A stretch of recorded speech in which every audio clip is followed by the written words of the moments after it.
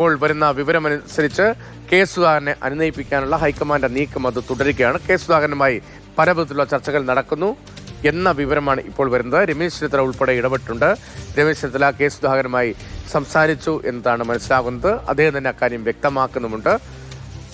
Party ലൈനിൽ നിൽക്കണം എന്നൊരു അഭ്യർത്ഥനയാണ് കെ സുധാകരന് മുന്നിൽ രമേശ് ചെന്നിത്തല ഉൾപ്പെടെ വച്ചത് എന്നാണ് മനസ്സിലാകുന്നത്. അതേസമയം എംപിമാർ മത്സരിക്കേണ്ടതില്ല എന്ന തീരുമാനം അത് ഹൈക്കമാൻഡ് ഭാഗത്തു നിന്നുള്ള തീരുമാനമാണ് എന്നതും കെ സുധാകരനെ ധരിപ്പിക്കാൻ ശ്രമിക്കുന്നു. പക്ഷേ കെ സുധാകരൻ സ്വന്തം നിലയിൽ സ്ഥാനാർത്ഥികളെ ഉൾപ്പെടെ ആലോചിക്കുന്നു എന്ന വിവരവും നേരത്തെ ബി ബാലഗോപാൽ ഡൽഹിയിൽ നിന്ന് റിപ്പോർട്ട് ചെയ്തിരുന്നു. കെ സുധാകരൻ മുന്നോട്ട് പോകുന്ന സാഹചര്യത്തിൽ അപമാനിക്കപ്പെട്ടു എന്ന വികാരത്തിൽ തുടരുന്ന സാഹചര്യത്തിൽ എന്ത് സംഭവിക്കും എന്നത് വളരെ പ്രധാനമാണ്. ബി ബാലഗോപാൽ നമുക്കുമുണ്ട്. ബാലു, ഇപ്പോൾ പുലർച്ചെ വരെ ചർച്ച ചെയ്തിട്ടും കോൺഗ്രസിന്റെ രണ്ടാം ഘട്ട പട്ടികയിൽ തീരുമാനം വന്നില്ല. പക്ഷേ കെ സുധാകരനുമായി ബന്ധപ്പെട്ട ഗൗരവതരമായ പ്രശ്നം ഇവിടെ നിലനിൽക്കുകയും ചെയ്യുന്നു. എങ്ങനെ പ്രശ്നപരിഹാരം എന്നതാണ് ACC നേതാക്കൾ നൽകുന്ന സൂചന?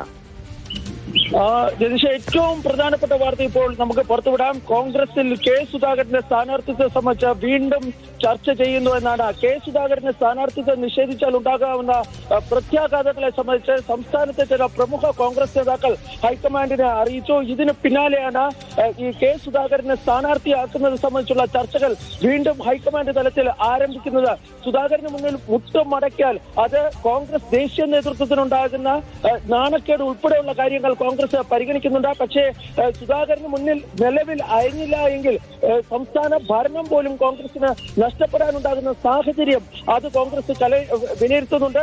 ഈ സാഹചര്യത്തിലാണ് സുധാകരനെ വീണ്ടും സ്ഥാനാർത്ഥിയാക്കുന്നതിന് സുധാകരനെ നിയമസഭാ തെരഞ്ഞെടുപ്പിൽ മത്സരിക്കുന്നതിന് അനുമതി നൽകുന്നതിനെ സംബന്ധിച്ചപ്പോൾ ഹൈക്കമാൻഡിൽ വിശദമായ ചർച്ച ഇപ്പോൾ നടക്കുന്നത്.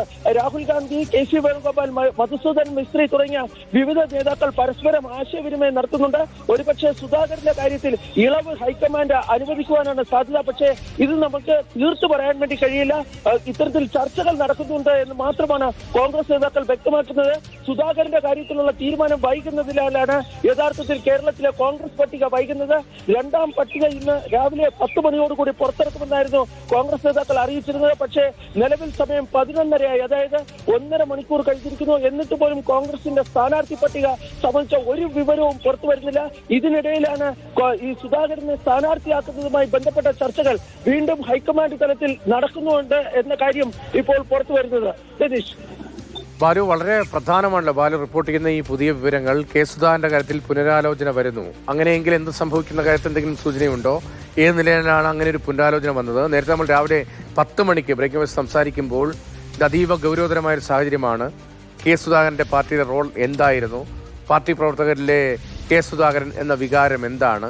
അത് ഒറ്റ അടിക്ക് റദ്ദ് ചെയ്യാൻ കഴിയുന്ന ഒന്നല്ലല്ലോ. ഇപ്പോൾ അദ്ദേഹത്തിന് പ്രായമായി ആരോഗ്യക്കുറവുണ്ടെന്നൊക്കെ പറഞ്ഞ് വേണമെങ്കിൽ ഡിഫെൻഡ് ചെയ്യാമെങ്കിലും അതിനപ്പുറത്തേക്ക് കെ സുധാകരൻ കോൺഗ്രസിലെ നെടുംതൂണായി നിന്നൊരു കാലം കൂടിയുണ്ടല്ലോ. അതുകൂടി അണികൾ ഓർക്കുമല്ലോ. അപ്പോൾ എങ്ങനെ സെറ്റിൽ ചെയ്യാം? എങ്ങനെയാണ് ആ മൂഡിലേക്ക് എത്തിയത്? ഈ കെ സുധാകരൻ രാവിലെ 3 കോൺഗ്രസ് നേതാക്കളുമായി സംസാരിച്ചിരുന്നു. KC വേണുഗോപാൽ, രമേശ് ചെന്നിത്തല, സണ്ണി ജോസഫ് എന്നിവരുമായിട്ടായിരുന്നു അദ്ദേഹം സംസാരിച്ചിരുന്നത്. ആ സംസാരത്തിൽ സുധാകരന്റെ വാചകങ്ങൾ വളരെ കൃത്യമായിരുന്നു. തനിക്ക് സ്ഥാനാർത്ഥിത്വം നൽകിയില്ല എങ്കിൽ താൻ കോൺഗ്രസിൽ ഇനി ഉണ്ടാകില്ല എന്ന കൃത്യമായ സൂചന അദ്ദേഹം ഈ കോൺഗ്രസ് നേതാക്കൾക്ക് കൈമാറിയിരുന്നു. അതിൽ ഏറ്റവും പ്രധാനപ്പെട്ടത് KC വേണുഗോപാലിനോട് പറഞ്ഞ ഗുഡ് ബൈ. അതാണ് കോൺഗ്രസ് രാഷ്ട്രീയത്തെ അക്ഷരാർത്ഥത്തിൽ ഞെട്ടിച്ച് കളഞ്ഞത്. കാരണം സുധാകരൻ ചില ഈ വാർത്താ സമ്മേളനങ്ങളൊക്കെ നടത്തിയേക്കും. പക്ഷെ അത് കഴിഞ്ഞതിന് ശേഷം സുധാകരൻ ഉള്ളിൻ്റെ ഉള്ളിൽ ഒരു കോൺഗ്രസ്സുകാരനാണ്. അദ്ദേഹം കോൺഗ്രസിൽ നിന്ന് വിട്ടുപോകില്ല എന്നൊക്കെ ഒരു പ്രതീക്ഷ കോൺഗ്രസ് നേതാക്കൾക്കുണ്ടായിരുന്നു.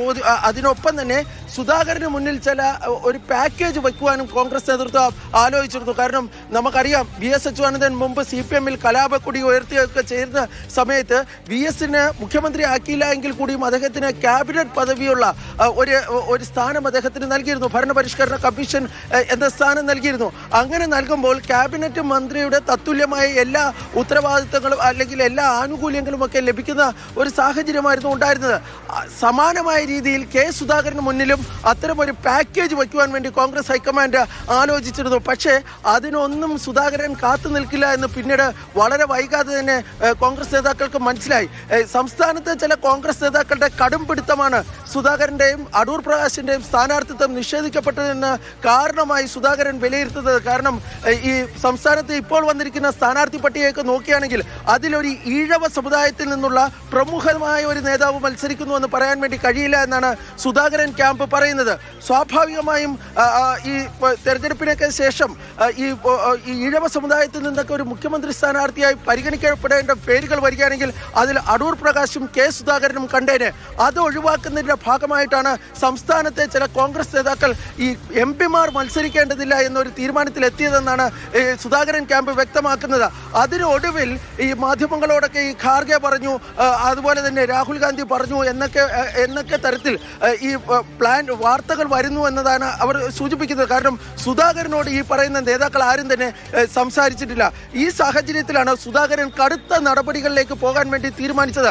സുധാകരൻ ഒരുപക്ഷെ ഇത്തരം ഒരു നടപടിയിലേക്ക് അദ്ദേഹം പോകില്ലായിരുന്നു. കാരണം കണ്ണൂരിലെ സ്ഥാനാർത്ഥിത്വം നിശ്ചയിക്കുന്നതിന് മുമ്പ് അദ്ദേഹവുമായി സംസാരിച്ചിരുന്നെങ്കിൽ, ആരാണ് അദ്ദേഹത്തിന്റെ നോമിനി എന്ന കാര്യം ചോദിച്ചിരുന്നെങ്കിലൊക്കെ സുധാകരന് ഇത്രത്തോളം വലിയൊരു ഇതുണ്ടാകില്ലായിരുന്നു. ഞാൻ ഇന്ന് രാവിലെ അദ്ദേഹവുമായി ബന്ധപ്പെട്ട കേന്ദ്രങ്ങളുമായി സംസാരിക്കുമ്പോൾ എന്നോട് പറഞ്ഞത് അപമാനിതനായ എന്ന വികാരത്തിൽ സുധാകരൻ നിൽക്കുകയാണ്.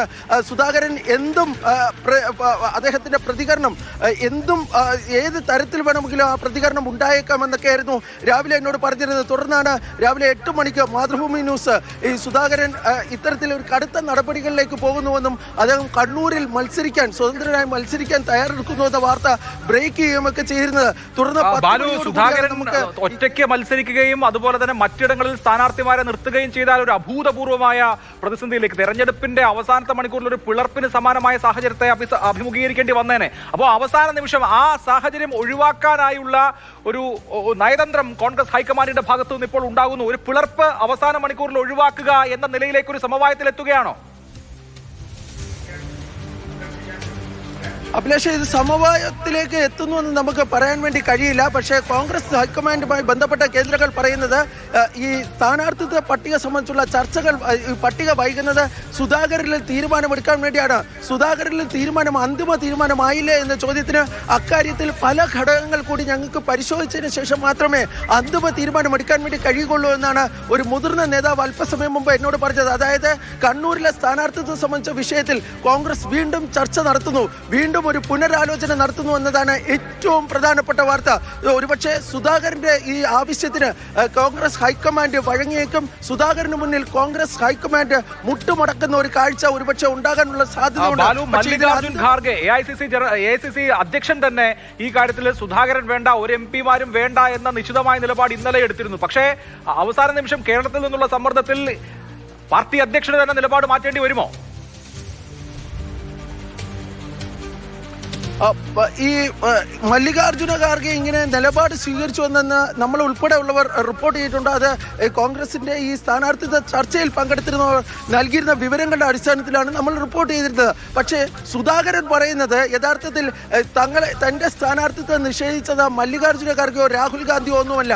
കേരളത്തിലെ കോൺഗ്രസ് നേതാക്കൾ നാളെ ഒരു മുഖ്യമന്ത്രി സ്ഥാനത്തേക്കൊക്കെ ഒരു പരിഗണിക്കപ്പെടുന്ന പേരുകൾ വരികയാണെങ്കിൽ സ്വാഭാവികമായും മലബാറിൽ നിന്നുള്ള ഒരു കോൺഗ്രസ് നേതാവ്, മുതിർന്ന നേതാവ്, മുൻ KPCC അധ്യക്ഷൻ, ദീർഘകാലം കേരളത്തിലെ കോൺഗ്രസിന് ചുക്കാൻ പിടിച്ച മലബാറിൽ കോൺഗ്രസിനെ വളർത്തിയ വ്യക്തി, അങ്ങനെയൊക്കെ ഉള്ള പല കാരണങ്ങളാൽ തന്നെ സുധാകരന്റെ പേരും അങ്ങനെ പരിഗണിക്കപ്പെടാനുള്ള സാധ്യത ഉണ്ടെന്ന ആശങ്ക മുഖ്യമന്ത്രി പദത്തിലേക്ക് കെ സുധാകരന്റെ പേര് വരും എന്നത് മുന്നിൽ കണ്ട് വെട്ടി എന്നാണോ കെ സുധാകരനും അദ്ദേഹത്തിന്റെ ഒപ്പമുള്ളവരും കരുതുന്നത്? ഇപ്പോൾ നേരത്തെ KPCC അധ്യക്ഷനാണെങ്കിൽ മുല്ലപ്പള്ളി രാമചന്ദ്രന്റെ പേര് വന്നാണ് അദ്ദേഹത്തിന് മത്സരിക്കാൻ താല്പര്യമുണ്ട് എന്ന വിവരം പുറത്തു വന്നാണ്. അദ്ദേഹത്തിന്റെ പേര് പക്ഷേ നമ്മൾ സ്ഥാനാർത്ഥി പട്ടികയിൽ കാണുന്നില്ല. ആ നിലയിൽ വെട്ടിയതാണെന്ന് വിശ്വസിക്കുകയാണോ കെ സുധാകരൻ? അങ്ങനെയാണോ സംഭവിച്ചത്? അങ്ങനെ ഒരു വിചാരം സുധാകരനെ സംബന്ധിച്ചിടത്തോളം ഉണ്ട്. സുധാകരനെ ഏറ്റവും വൃണതനാക്കിയത്, അദ്ദേഹത്തിന് ഏറ്റവും വൈകാരികമായി ഒരു ബുദ്ധിമുട്ടുണ്ടാക്കിയത് കണ്ണൂരിലെ സ്ഥാനാർത്ഥി നിർണയത്തെ സംബന്ധിച്ച ഈ സുധാകരന്റെ അഭിപ്രായം ആരും ആരാഞ്ഞില്ല എന്നതാണ്. കാരണം ഇന്ന് മാധ്യമങ്ങളിലൂടെയാണ് ടി.ഒ. മോഹൻ കണ്ണൂരിൽ സ്ഥാനാർത്ഥിയാകുന്നു എന്ന കാര്യം സുധാകരൻ അറിയുന്നത്. തുടർന്ന് സുധാകരനാണ് KC വേണുഗോപാലിനെ ടെലിഫോണിൽ ബന്ധപ്പെട്ട് എന്താണ് കണ്ണൂരിൽ സംഭവിക്കുന്നത് എന്ന കാര്യം ചോദിച്ചത്. KC വേണുഗോപാൽ മാധ്യമ വാർത്തകൾ ശരിവെക്കുന്ന ഒരു നിലപാടായിരുന്നു സുധാകരനെ അറിയിച്ചത്. തുടർന്നാണ് സുധാകരൻ ഗുഡ് ബൈ എന്ന പദത്തോടു കൂടി ആ ഫോൺ സംഭാഷണം അവസാനിച്ചത്. ആ ഗുഡ് ബൈ യഥാർത്ഥത്തിൽ കോൺഗ്രസിന്റെ ദേശീയ നേതൃത്വത്തെ അക്ഷരാർത്ഥത്തിൽ തന്നെ വിറപ്പിച്ചു എന്ന് വേണം നമുക്ക് മനസ്സിലാക്കേണ്ടത്. ഇതിനിടയിലാണ് രമേശ് ചെന്നിത്തല ഉൾപ്പെടെയുള്ള നേതാക്കൾ ഹൈക്കമാൻഡുമായി ബന്ധപ്പെട്ടത്. സുധാകരൻ കടുത്ത നടപടികളിലേക്ക് പോകുന്നു എന്ന വിവരം അവർ ഈ കോൺഗ്രസ് നേതൃത്വത്തെ അറിയിച്ചത്. വളരെ പ്രധാനപ്പെട്ട ഒരു കാര്യം, തളിപ്പറമ്പ് മണ്ഡലത്തിൽ ഈ കെ സുധാകരന്റെ സ്വന്തം സന്തത സഹചാരിയായി അറിയപ്പെടുന്ന കൊയ്യം നാരായണനെ സ്ഥാനാർത്ഥിയാക്കുവാൻ വേണ്ടി സുധാകരൻ നടപടി തുടങ്ങി. അങ്ങനെ കേരളത്തിലെ 15ഓളം മണ്ഡലങ്ങളിൽ സുധാകരൻ തന്റെ അനുകൂലികളെ സ്ഥാനാർത്ഥികളാക്കാൻ വേണ്ടി തീരുമാനിക്കാനുണ്ടായത്. ഫലത്തിൽ സുധാകരൻ MP സ്ഥാനം രാജിവെക്കുമെന്ന് ഉറപ്പായിരുന്നു.